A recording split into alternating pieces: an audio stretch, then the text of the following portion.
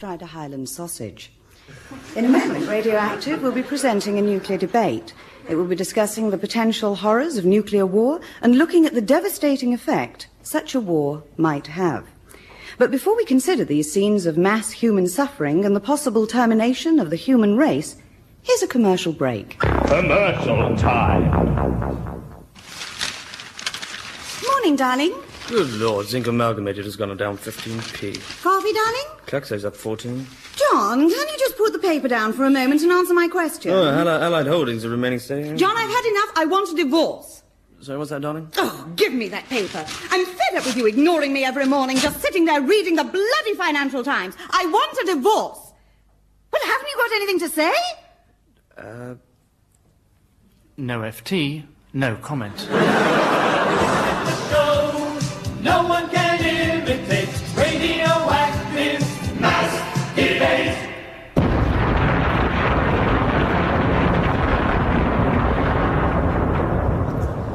Yes, indeed. Welcome to Radioactive's Mass Debate, coming live from the Radioactive Foyer. This week concentrating on the burning question, are nuclear wars a good thing or what? Last night, as a forerunner to today's debate, we broadcast a radio version of Threads, the chilling dramatisation of what would happen if a nuclear bomb dropped on Britain. Its effect on the radioactive listeners was tremendous, and the phones have been ringing ever since. Mr. Tobin of Stevenage said he found it Deeply disturbing. In particular, he found the performance of Richard Stevens as the old man especially bad. Mr. Stephen Cordingley said he enjoyed it a lot, but... Why did it have such a sad ending? Sandra Ashcroft of Little Tewkesbury found it Most entertaining. and added. Could you please tell me what the signature tune was? And Dr. Bernard Plumpton said he found it Extremely authentic, but surely it should be none of them is edible, and not none of them are edible. So obviously the point got home pretty forcefully with the radioactive listeners. And of course we've been joined here in the foyer by an audience of our listeners who've come to keenly follow this extremely important and vital debate. Let me just get an initial indication of where they stand. Who here is in favour of all-out nuclear war and the destruction of the Earth as we know it? OK, well, they seem fairly opposed to that idea at the minute. Of course, there's still a long way to go in the debate. Now's your chance to hear some people arguing incisively. They may agree, but probably they'll all behave divisively. But in the end, you weigh it up and then respond decisively by coming down on one side or by shouting out derisively. nuclear debate. Yes, please. Well, let's kick off by asking the first of our panel of invited guests, the Very Reverend John Whitfield, Archdeacon of Uckfield. Does the possibility of nuclear war act as a deterrent? Well, you know, I remember when my wife Francoise first asked me this question, she made the mistake of asking if I thought the threat of nuclear war acted as a detergent. But seriously, it doesn't alter the fact that we cannot overestimate the importance of finding an answer to the question. What was it again? Yes, well, that's fairly incisive. Thank you, Archdeacon. Douglas Poulting, a Conservative MP for Frognall. There are over 150 nuclear warheads in the British Isles. Is it likely, do you think I'm sorry, this is simply not true. There are nowhere near 150 nuclear warheads in Britain. But it does state in the Ministry of Defence document issued by you last year that there are 154, to be precise, nuclear warheads based on British soil. Oh, yes. No, you're absolutely right. Yes, I do apologise. Yes, 154, yes. Well, surely doesn't that strike you as being a rather frightening prospect? Does seem rather a lot, yes. 54, tiny island like ours. Oh, good. Well, let's keep the debate raging, shall we? And bring in General Anthony Corpse of Her Majesty's Royal Straitjackets. General, what is the argument for nuclear weapons? You see, you've got to make sure you strike first, otherwise they win. That's the thing. And you've got to make quite sure Jerry knows exactly what he's up against.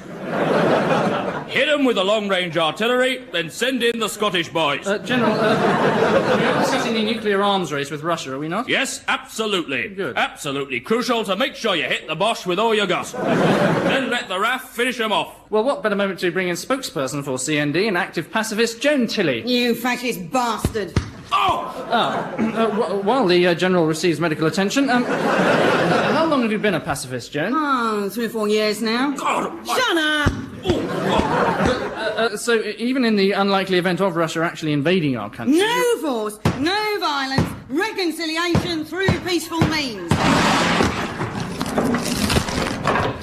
Yes, well, while we just rebuild the studio, then let me find out from our studio audience, in the light of Joan's argument, who here is now in favour of all-out nuclear war and the destruction of the Earth as we know it?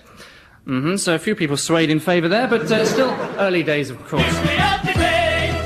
Let's turn now to Conservative Minister Douglas Poulting, MP for Frognall. What do you actually think that... I do wish you would get your facts straight. I am not MP for Frognall. It has never been my constituency, and I'd never even heard of the place before today.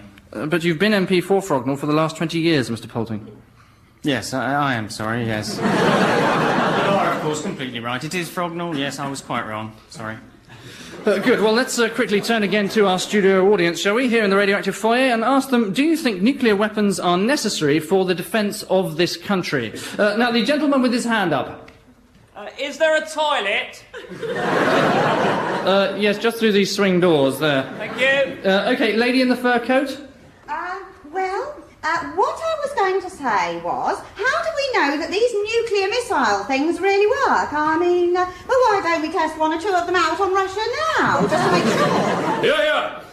Well, presumably because it would lead to an all-out nuclear war. Oh, thank you very much. Is that all you wanted to ask? Could I make a quick dedication? What? Could I make a quick dedication to Nicola and Timmy and Granny Wilcox, and I hope the rashers cleared up. Well, you're listening to Radioactive Debate on nuclear weaponry, the only nuclear debate, to my knowledge, to do requests. Radioactives, nuclear debate. Thank you very much. Well, and thank you very much indeed, Martin Brown there. Anyway, let's take a look at how a nuclear attack on London would affect the rest of Britain. And for that, we go over to Dick Barnes. Thank you, Mike. Well, as you would expect, central London will get the worst of it. Total obliteration there, with a raging inferno. Out in the home counties, well, you can expect some pretty high temperatures. Somewhere in the 800 or 900 degrees centigrade, I'd say. With the prospect of some internal combustion and third-degree burns. Turning now to the regional charts. Further out still, up in the Midlands, East Anglia, South Coast and most of the West Country, wintry conditions for some 20 or 30 years, with the sun rays unable really to penetrate the nuclear cloud at all. So wrap up well, won't you? That's all from me. Have a nice weekend. Great, well, thanks very much, Dick Barnes. Welcome back. If I could turn now to the Archdeacon, whose controversial views got the show off to such a rollicking start. If we were to get rid of these missiles, should we opt for unilateral or multilateral disarmament? I remember when my first wife, Marie-Hélène, first heard the expression nuclear disarmament, she thought it was a slogan for a type of mint called Disarmer, urging her to try a new clear disarmer mint. No, but that's plainly stupid. As indeed she was, as I recall. Very stupid. Yes, but the question of unilateral or multilateral disarmament, Archdeacon. Well, as it says, I think, in Matthew's Gospel, there is no point in taking sides if all it leads to is the eradication of the proletariat. Yes, I think you'll find it's Marx, in fact. It's certainly one of the Gospels, yes. Good. A lot of astute political thought coming out of the discussion so far. Let's bring in some overseas opinions. Firstly, on the line from Cleveland, Ohio, Secretary for Defense in Washington for the past 4 years, government spokesman on nuclear strategy, twice before nominated as Statesman of the Year, and Best Technical Advisor, last year's Best Dressed Government Secretary, voted this year's Sexiest Civil Servant. Will you welcome Sam Heppard? Thank you. Thank you very much. Thank you. Mr. Heppard, welcome. Hi, Mike. How's the weather? Fine. You know, I came over to England this time last year, and I must tell you, I thought it was absolutely beautiful. Thank you. Have you ever been to a little village called Nether Crowsley up in Gloucestershire? There's a little guest house Yes, there. Mr. Heppard, I think we're straying a little far from the nuclear debate here. Of course, yes. There are many who fear that America is using Europe as a battleground. How true is this? Let me just say this, Mike. There is no danger whatsoever that there will be a nuclear war in America. The existence of cruise missiles on European soil... I'm sorry, this is the speech I'm supposed to be giving Congress. Here we go. Thank you. Let me first just say this, Mike. There is no danger whatsoever that there will be a nuclear war in Europe. Yeah, that's better. The existence of cruise missiles on European soil in no way means that Europe is a battleground for the United States. Yeah, this is the one. Yeah. About that nuclear nuclear war decided yours against a fall. Number 4 against too late by listening to that nuke debate. Listen to that nuke debate. Nuke debate. Yeah. Well, welcome back to the nuclear debate. General, if I could just throw this at you. Oh, well held. Well, it's time now to take some questions from the audience. Who's got a question? Yes, the gentleman at the back. No, the man to your right. Yes, you, sir, with a fish. Would you put your question to the panel? Would the panel tell us whether a thermonuclear debate, be it American or Russian, which is targeted on the British aid, and which is aimed at major contributions, whether it would adversely affect the parts of the British aid which lay inside the center of the different wind plants? Fear extent further. I see. Well, panel, what do you have to say about that? Archdeacon, would you like to answer first? I'm sorry, I didn't quite catch the question. Well, I think what the questioner is asking is this. Would the panel tell us whether in the nuclear state, be it American or Russian, was it target on the British Isles and which it aimed at the major contribution, whether it was adversely affect those parts of the British Isles which lay outside the centre of the empire, with place for it or full it? No. A straight answer to a straight question, thanks very much.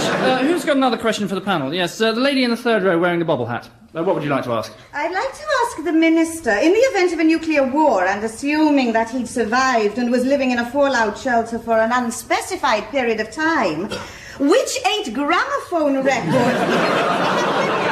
I'm sorry, can I ask you if you have any questions more relevant to the nuclear debate? All right.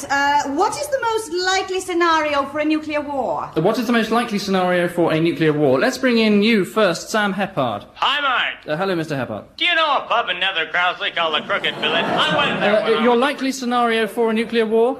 Well, Mike, most White House experts expect it to start from a flare-up in the Middle East, possibly between Israel and Iran, which then drags in the superpowers. Thank you. General? Absolute rubbish. It'll start just like the last one, with Chamberlain promising peace in our time, Father Bosch marching to Poland. Archdeacon? Well, I'm not a military expert, you know. Really? I had no idea. But I wouldn't be at all surprised if it started with an argument in a tea shop in Kent. All right, lady who asked the question, what do you think? Well, I quite like the tea shop in Kent. What were the others? The Middle East confrontation, dragging in the superpowers? No, I don't think so. I think I'll have to go for the misguided policy of appeasement followed by the Germans' invasion of Poland. Okay, you go for that. General, that means you win yourself a radioactive T-shirt. Thank you very much. We go on to the next round. And I'm delighted to be joined by top civil servant Sir Anthony Poltrop, who's only just arrived. Yeah, sorry, it was the traffic. Bad? No, excellent. It only took me 5 minutes to get here. Good. Well, you're from the Ministry of Keeping Everything Nice and Happy. Yes, we at the Ministry have produced an entertaining but informative little soap opera showing how things are likely to be and how we expect it to be pretty much like the last war, with everybody pulling together in the face of adversity. And, well, I believe you're going to play it for us now. Yes, indeed. Jolly.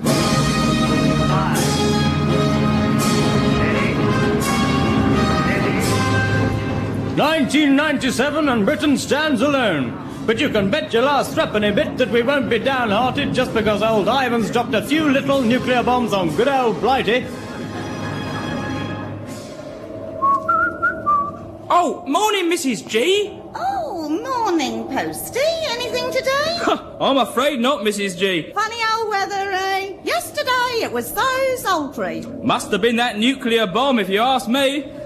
I mean, just after it dropped, we had a real scorcher, didn't we? And the bank holiday over? Yeah. Still, mustn't grumble. Keep your chin up. Morning, Uncle Charlie. I'll tell you one good thing about this bomb, Mrs. G. Yes? Got rid of my bunions. Got rid of my legs and all. So, mustn't grumble then? No, look on the bright side. Ooh, I hear round the corner copped it last night. The Bellamy's? No, Wales, completely flattened.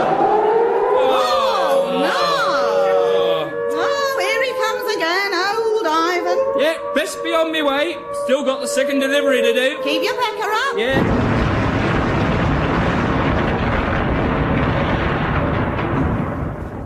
Oi! Keep that noise down. Don't you know there's a war on? Soldiers and priests, political candidates, we got 'em all on a mass debate. Welcome back to the mass debating session. Welcome back to the debate. If I could just suggest one area where we're all generally agreed, none of us actually want to live through a war, do we? You can't say that. Can't? You can't say you wouldn't want to live through a war if you haven't actually lived through one. Well, I think it's pretty obvious that... Did you live through the last World War? Well, I don't think that's really relevant, is it? Yes, did you live through the last World War? Well, I'm only 35. Well, don't try and fool me with statistics. Did you live through the last World War? No. Well, then how do you know you wouldn't want to live through one, then? Well, I just don't want to be bombed. Have you ever been bombed? Well, that's not the... Have you ever been bombed? No, but... And how do you know you don't want to be, then? Well, obviously... You might quite like it. A lot of chaps in the last war quite took to it. So it gave them a chance to find out just what sort of stuff they were made of. Look, I know just what sort of stuff I'm made of. It's the sort of stuff I don't want to see redistributed halfway round Dorset. Do you know Dorset? No. Yes, I do. Which parts of Dorset? Look, General, this is the most pointless argument I've ever had. How do you know? Because it is. Why? Well, let's move on. No, let's not. Let's take a break. Have you ever taken a break? Now it's time for Radioactive's commercial time. Commercial time.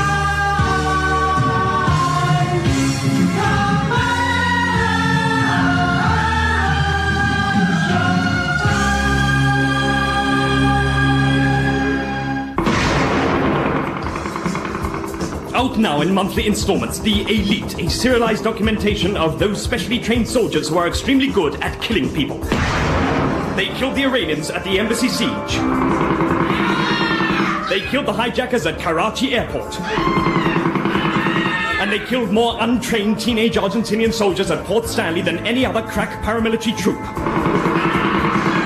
The Elite, in 8 weekly installments, shows you what sort of people they are, what sort of people they kill, how they go about killing them, and what they look like once they're dead. The Elite, a must for all psychopaths.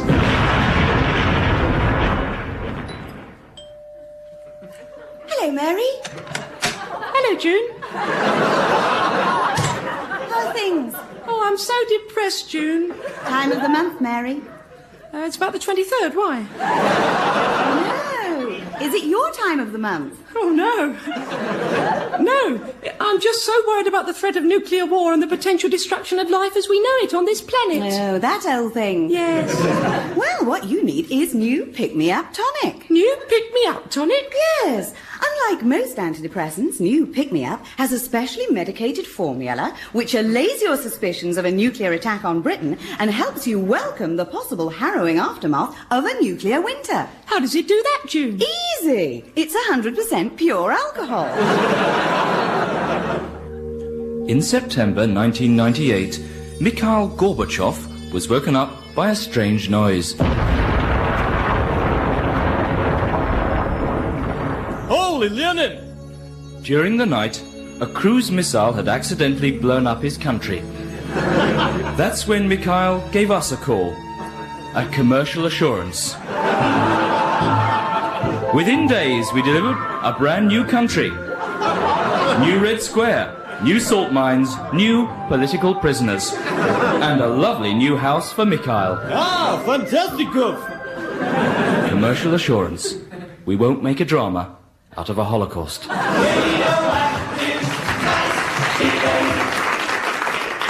Welcome back to the radioactive mass discussion. Archdeacon, how justified do you think the suspicion of Soviet intention is? Well, you know, the mutual and conciliatory détente leading to nuclear... Look, this, I'm afraid, has absolutely nothing to do with the discussion. What's that? Sunday football. The discussion. Nothing? That's my point. It's an entirely different ball game. What is? Rugger.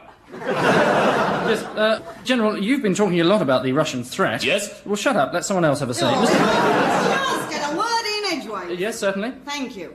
Not at all. If I could just finish the point I'm about to start. I think it's important to talk about the precise nature of the bomb that's going to be dropped. Archdeacon? That wasn't me. Joan. Look, honestly, what does it matter what sort of bomb is going to be dropped? Because when it's dropped, we're all going to die. We're all going to die. Oh, my God, we're all going to die. I think you're being a little emotional about this. Of course we're being emotional. We're all going to die. Well, I don't think there's any reason to interrupt the General. Carry on, General. Right. As a soldier, let me say that when the bomb drops, and I mean When the bomb drops, there will be nothing to worry about. I'm sorry, this is quite the most ridiculous argument. Absolutely, there will be nothing to worry about. Will you please let me finish? All right, I finished. Well, we seem to have reached some sort of conclusion, in the sense of an end, at least. So let's join Mike Flex. Mike. Well, naturally, the nuclear bomb is going to affect all aspects of contemporary life, and here at Radioactive we are, of course, particularly concerned with its effect on the music scene and the charts. Now, obviously, the charts won't be coming out every week. But Melody Maker have said that they hope to continue with a monthly chart based on what people are humming in the street and what they're looting from the shops. Possibly heavy rock will come back, with people finding a lot of heavy rocks about the place and starting to bang them together. Also, it'll probably mean an end to the video boom, with the emphasis returning to live gigs, although it's unlikely that large crowds will turn out just to see a group of people banging a lot of rocks together, unless they're fans of Wham. In which case, seeing a lot of people banging rocks together will be a distinct improvement on what they normally see. Well, right now it's a chance for us to hear some music from a band whose song, Two Tribes, dramatically showed that they didn't believe in superpower confrontation, the arms race, or playing on their own records. It's Frankie Goes to the Bank.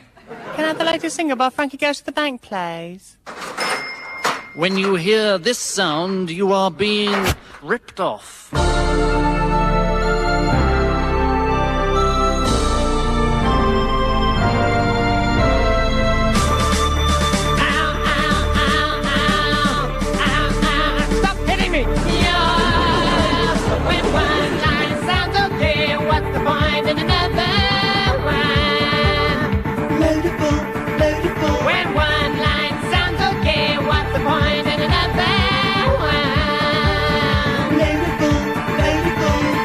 If you have a Frankie t-shirt, do not go outside your home. Stay indoors, keeping the windows firmly shut. If you are caught in the open wearing one, start a nuclear war. When two songs sound the same, mix them up, put them out again.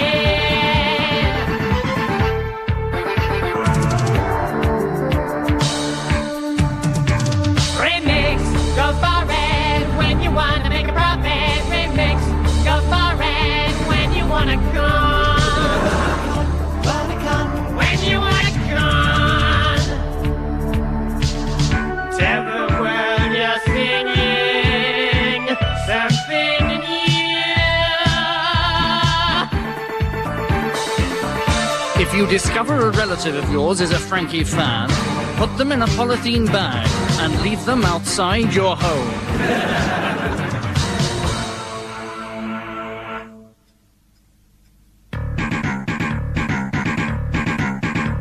We are living in a world where Indiana Jones and E.T. are the new gods. Let's go. Yeah. Is it alright if we go now? Yeah, you're not playing on it anyway. It's all machines. Okay, see you later. Yeah, bye.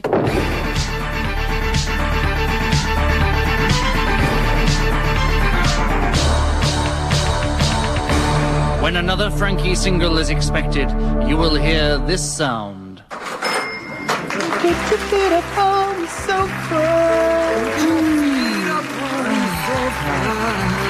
Make yourself a mug of cocoa. Just make yourself a cup of cocoa. Just relax and concentrate. Just relax and concentrate. With a nice, radioactive nuclear debate.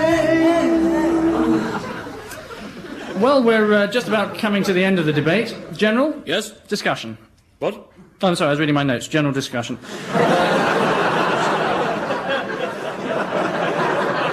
Who would like to start? General? Yes? Would you like to start a general discussion? No. Look, we're at the end of the debate, and surely the most important point hasn't been mentioned yet. What's that? Oh, I don't know, it hasn't been mentioned yet. Archdeacon, have you anything to add? Yes, well, if I might make a personal observation. Yes? I think the General's got a nasty spot on the side of his nose. Thank you. Well, David Owen, former Foreign Secretary under the Labour government and head of the SDP, is on the phone now, so we'll have to wait until he's finished before we can get through to him. So, Simon Ford. Yes. You're a magician and an illusionist, and I think consequently in the wrong studio. Thank you very much. If we can turn back to Joan. Lord, as we're coming to the end of the discussion, I think we've reached the point where we should look at life on Earth. It's a marvellous television series, and I think it would be a jolly good way of winding down after the programme. Well, we'll see what we can do, Joan. Sam Heppard. Hi, Mike. There was this barmaid in the Crooked Billet who for $10 would walk all over your back in high heels, and for $20... Yes, thank you. Thank you, Mr. Heppard. Right, well, I think we've reached the point where I'm going to have to ask you for a show of hands. Yes, I didn't actually mean shadow puppets, but thank you very much for the impressive rabbits, General. Let's see what our audience have said, and at the end of the discussion, 85% of our audience are now in favour of all-out nuclear war and the mass destruction of the Earth as we know it. So that's what the radioactive audience thinks. The remaining 15% are apparently divided between those who are against nuclear war and those who believe that £58 is far too much for a television licence. So there we have it. It's good night from me, and many thanks to our guests for a spirited and at times heated debate. And I know we could have gone on talking all night. No, we couldn't. Well, I haven't got anything else to say. Thought we finished. Oh, could you just carry on talking while we fade the signature tune up? Why? Well, because they always do it on discussion programmes. My sprouts came up early this year. I'm going to go to Turkey for my holidays this summer. Really? Yes. I can keep a piece of paper stuck to my nose just by using suction, you know? There it goes. What was the address of this Crooked Billet pub? Then where's that American?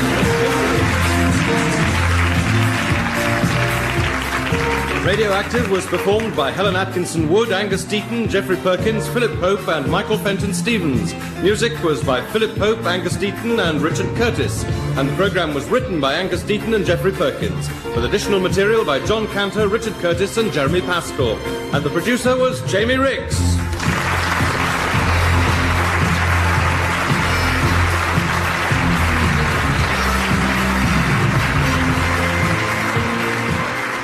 If you would like to take part in this or any future radioactive debate, please write, including a self-addressed envelope addressed to yourself, your street, your town, Yorkshire.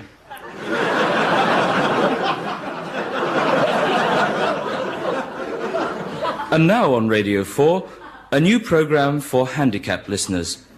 Who's Taken My Sugar? It was here a minute ago. Somebody has just taken it without even...